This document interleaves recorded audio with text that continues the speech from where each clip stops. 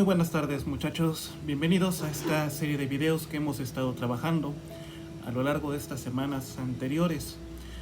La semana pasada incluso ya estábamos tratando este tema de la división de los conceptos en nuestra materia de lógica. Ahora yo les invitaría y les pediría por favor que en su antología, en la página 9, pudieran leer el apartado de los predicables que va de la mano con el término del concepto. Esto para que no podamos alargar tanto este punto y podamos pasar al siguiente, ¿de acuerdo? Entonces será que revisen lo que está en la página número 9 de su antología. Lo que nos va a corresponder en esta clase, en esta sesión, será el tema de lo que es la definición. Constantemente nosotros estamos quizás conociendo nuevas palabras y cuando no conocemos un término preguntamos qué significa. Y nos ha pasado quizás en algún diccionario cuando queremos investigar un término, por ejemplo, justicia. Ha pasado que en algunos diccionarios nos dicen justicia, dícese del verbo de ser justo. Entonces, esta definición que nos propone un diccionario es totalmente equivocada porque no te define qué es la justicia. Incluso nosotros igual nos encontramos limitados y a veces no podemos dar una buena definición de lo que es justicia. Entonces, es por eso que abordaremos este tema, explicaremos cuáles son los elementos para que sea una correcta definición. Así que para comenzar, como punto número 1, vamos a definir qué es definición. Definir quiere decir delimitar, es decir, poner un límite. Viene del latín definere o definere, poner límites. Por tanto, podemos decir que una definición en este caso es la expresión de lo que es un objeto sin añadirle ni quitarle nada. Es decir, lo que es la cosa en sí, tal cual como es. Eso podemos definir como la palabra definición. Poner límites, pero sin añadir ni quitar nada de lo que le corresponde a esa cosa. Cuentan que hace muchos años Sócrates, uno de los primeros filósofos, trataba en estas situaciones pues de preguntarse por todas las cosas que se encontraba. ¿Qué es esto? ¿Qué es aquello? ¿Qué es esto que me está pasando? Y sus discípulos, sus estudiantes que lo seguían, estaban pues con él tratando de escuchar lo que el maestro trataba de explicar. Dicen los historiadores que Sócrates, cuando pasaba y se encontraba razonando con términos un poco difíciles para saber qué es, por ejemplo, la justicia o la virtud, le preguntaba a sus discípulos, ¿qué es la virtud? Y sus discípulos respondían, no, pues es el hombre virtuoso, o sea, que es bueno. Sócrates se daba cuenta que esos términos, esas definiciones, no eran correctas para lo que él quería saber. Por lo tanto, él era como un pionero en tratar de definir qué son las cosas como tales. Entonces, esto merecía de mucha comprensión, de mucho análisis, para poder llegar así a una definición. Esto lo cuento como una parte histórica, pero vamos ahora a tratarlo como tal el concepto. Podemos decir entonces que existen o podemos tener en cuenta tres tipos de definiciones. La definición etimológica, la definición nominal o también llamada definición real y por otro último la definición esencial. Sin embargo, solamente nos concentraremos en dos, la etimológica y la nominal.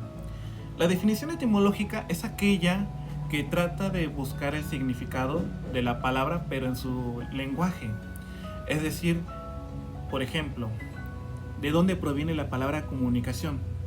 Pues comunicación proviene del latín comunicare, que significa poner en común. Entonces, esa es la definición etimológica. Tratar de encontrar la raíz exacta de la lengua, de las palabras. Por ejemplo, si están compuestas de una o de varias palabras, de qué lenguaje proviene, puede ser del latín, puede ser del griego, puede ser del hebreo o del árabe, Ustedes sabrán que nuestro idioma español latino está compuesto de palabras latinas o griegas que tienen su raíz en estos idiomas, en estas lenguas. Entonces, esa va a ser la definición etimológica como tal. Aquella que busca la raíz de las palabras. La segunda que tenemos a continuación es la definición nominal o también la real. Existen varios tipos de definiciones, sin duda alguna. El más sencillo es esta que les menciono, la definición nominal. Su nombre mismo nos lo indica, que se refiere al nombre de la palabra. Una definición nominal solamente nos orienta acerca del sentido que tiene la palabra definida. ¿A qué nos referimos? La definición nominal ya es como tal el término, la definición de lo que es la cosa, el objeto o cualquier otra circunstancia. Por ejemplo, comunicación, la misma situación. Tenemos la raíz etimológica, la definición etimológica como tal. ¿Cuál será la definición nominal? Ya será como que la comunicación es un proceso humano que tiene un emisor, receptor, donde se transmite un mensaje a través de un canal y que espera una retroalimentación. Eso ya sería una definición nominal. Lo que ya nos compete, lo que ya podamos nosotros entender como tal para nuestro uso.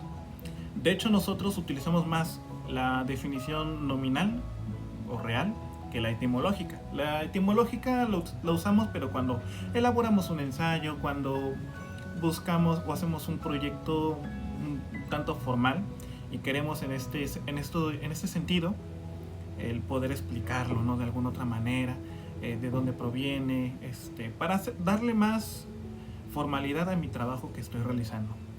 Y bueno, menciono que tenemos la definición esencial, pero solamente nos limitaremos a estas dos, nada más.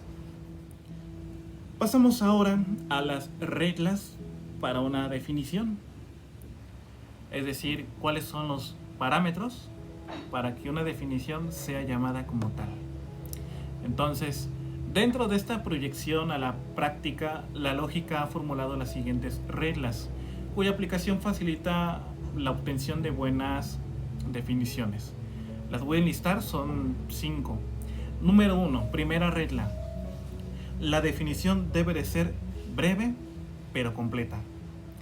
Hay una oración en latín, una frase que dice sed brevis et placere, que significa sé breve y agradarás.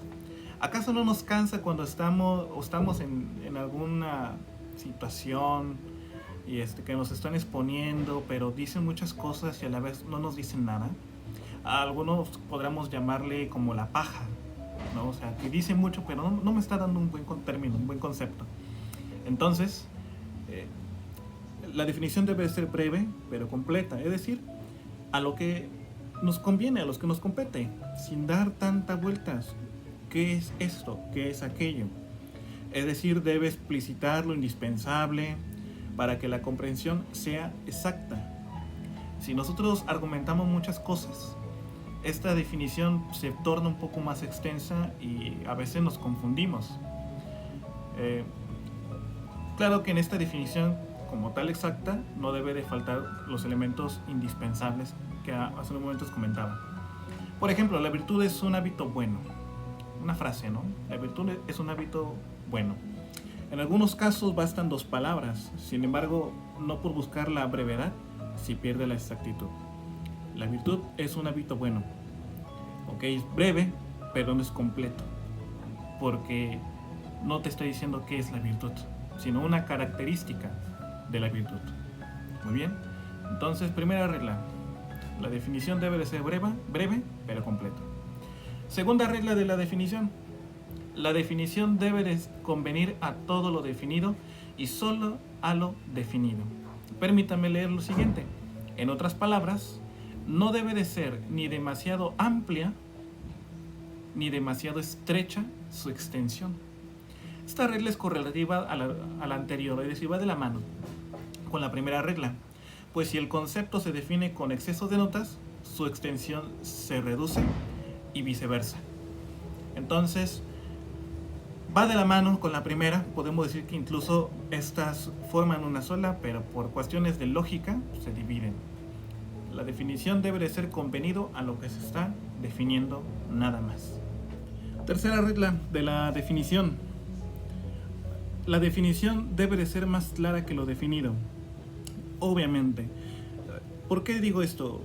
Sucede que en algunos casos se utilizan algunas palabras ambiguas o palabras o expresiones metafóricas que tratan de definir algo.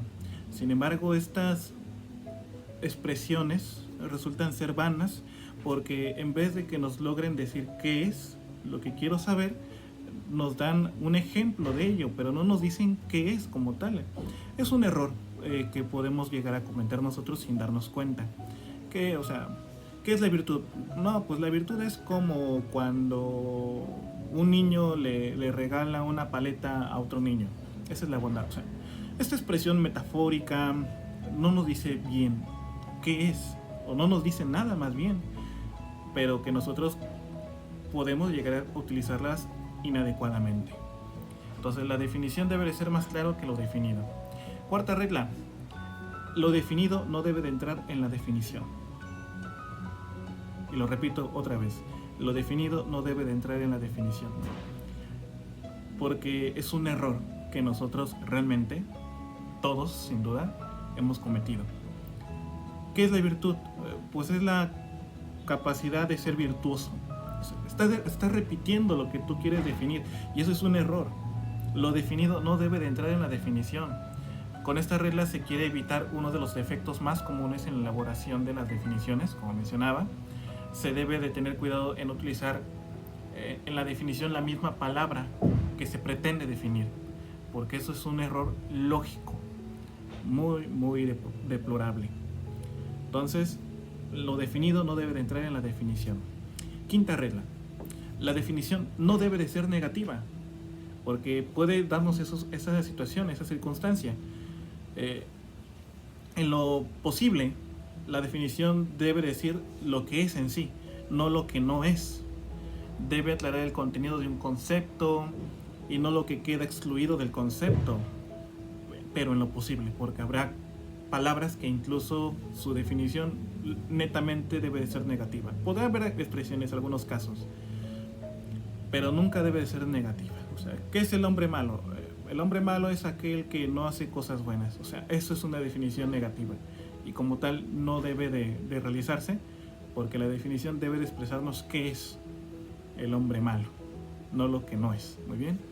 Y bueno, de hecho hay una sexta regla, que la definición debe indicar los atributos esenciales del objeto. Esto quiere decir que o bien señalen y diferencien lo que es una cosa de otra.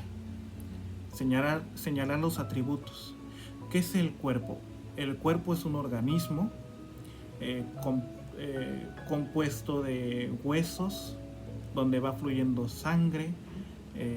Entonces aquí ya ven que estoy mencionando algunos atributos propios de lo que es el cuerpo. Entonces deben indicar estos atributos, pero sobre todo esenciales. No cualquier cosa que podamos agregar, que claramente corresponderán, pero que no tienen que ser tan concretos o muy meticulosos, sino que siendo los atributos esenciales. ¿De acuerdo? Entonces, para hacer un pequeño resumen de esto, definir viene del latín definire, que significa delimitar o poner límites. Una definición es la expresión de lo que es un objeto sin añadir o quitar nada de él. Lo que acabo de mencionar fue primero la definición etimológica, como se dieron cuenta. Después fue la definición nominal. La definición es útil para lograr la exactitud de los conceptos y evitar la ambigüedad de los mensajes. Y con ella se pueden evitar conversaciones estériles o que no nos lleven a nada. Entonces tenemos esta clasificación de las definiciones: etimológica, nominal y esencial. Solamente nos adentramos en dos. Y como también se nos propone unas reglas de la definición, que debe ser breve, debe ser aplicable a todo y solo lo definido, tiene que ser clara, la palabra definida no debe de ir en la definición, no debe ser negativa y debe indicar los atributos esenciales. Y ustedes se preguntarán, pero profe, entonces, bueno, ¿por qué estamos viendo la definición? ¿Qué tiene que ver con la lógica? Tiene mucho que ver con la lógica. La lógica es el argumento, es la herramienta por la cual el hombre puede manifestar sus exposiciones, sus ideas, todas sus posturas. Y ante eso, ante una postura, se utiliza la definición. Si tú quieres defender un acontecimiento, una idea, te basas en las definiciones, en lo que es en sí. Por ello es importante tener estas ideas muy presentes, porque la lógica es la herramienta que nosotros ordinariamente podemos llegar a ocupar, porque es nuestra lengua. Entonces, chicos, muchísimas gracias por ver este video. Cualquier cosa, cualquier comentario, me envían algún mensaje para alguna situación que quisieran aclarar. Sin más por el momento, muchísimas gracias y que tengan una buena tarde.